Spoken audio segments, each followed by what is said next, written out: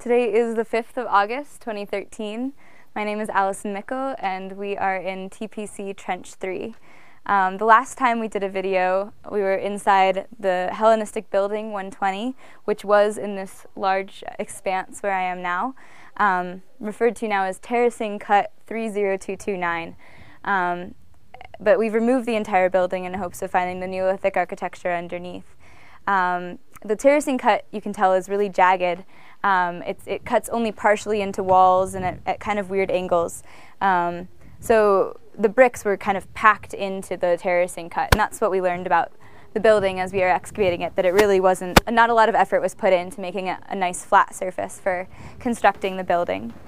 But we haven't done any more work here since removing the building because we had other late deposits on the other side of the building, like over here, where we've excavated out a bunch of heterogeneous mixed deposit, unit 20221. And what we came down on was this space, which is 515. And it's been cut into as well as all of this material. And we can tell that because we have this platform, which is 7173. And if you look down here sort of closely, you can see that it's built on top of a black layer, which is itself on top of an orange layer. And it just ends. There's no floor associated with the platform, which is impossible, not just unusual. So the answer is that this also has been cut into somehow, but when the room was being destroyed or something. And that cut number is 30877. So this platform is now floating. We haven't excavated it this year because we found it near the end of the season, and this depression indicates what's likely a burial cut, and we didn't want to have to deal with a Neolithic burial, which often takes a long time to excavate. So that's space 515. You can tell there's two phases of construction here because of this later wall, which is 7172, is built on top of this earlier wall going at a slightly different angle, which is 7177. Next to space 515, we have space 520, which we've excavated through a bunch of room fill, and we didn't find any floor or surface or anything, but we've come upon some new architecture and a pit which goes underneath this wall, 3952. And if you look carefully, you can see that the bricks built on top of this pit have slid out in kind of strange ways. So it's probably an effect of how it was built on top of very loose material. But anyway, the pit does go underneath the wall. So again, we probably had a floor or a surface that was cut into at some point. Either way, the wall is now not on top of a surface or a floor. It's on top of more fill, but the wall needs to come out before the fill does. So that'll be one thing that we start with for next year. The interesting thing is that this wall, 7172, and that wall, 7252, both continue down further. So these walls are both earlier than this wall, 3952.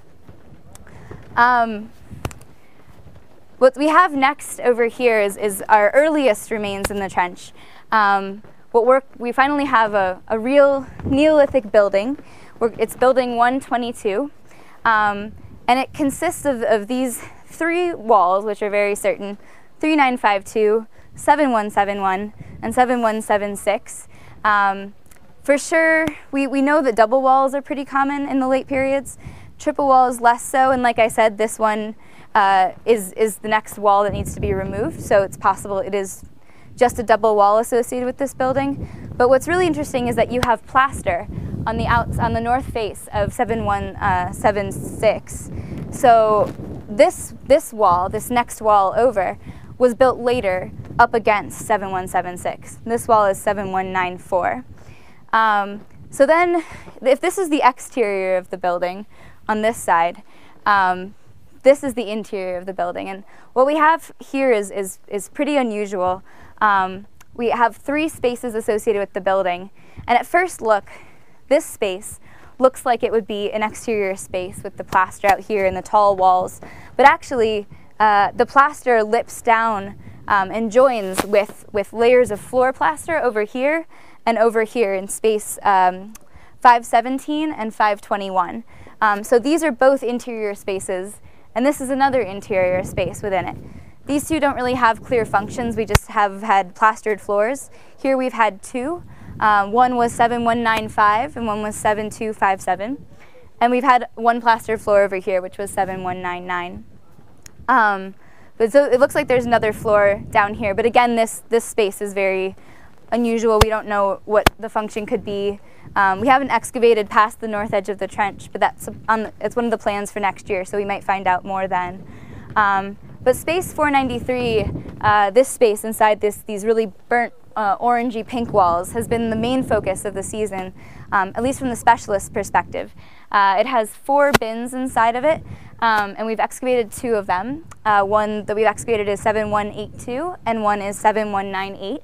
And all of the fill of those bins, as well as the fill of the room, has been really carefully examined by specialists, because both of the bins were filled with barley, especially the really big one was just completely full of barley.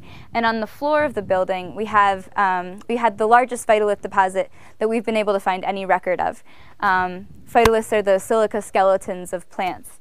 And it's of an extinct species of wheat. So we're planning to do a lot of studies on that species of wheat, as well as the archaeological, methodological possibilities for when you do find phytoliths, as far as dating and how that compares with other forms of dating.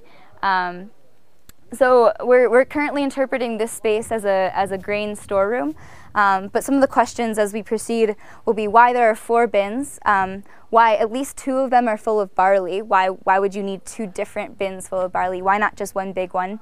We're thinking maybe they're from different fields or different seasons for different families, but either way, the giant walls and the many spaces and the size of this building, which is pretty characteristic of the late period occupation of the site, as far as like mega walls, as I've been calling them, giant walls stacked up against each other. This is pretty characteristic, but the scale of the building here and the number of bins we have suggests it's a more communal space rather than an individual house, as we see in some of the earlier levels. But those are some of the questions for next year and some of the plans we have, but we're done for the season.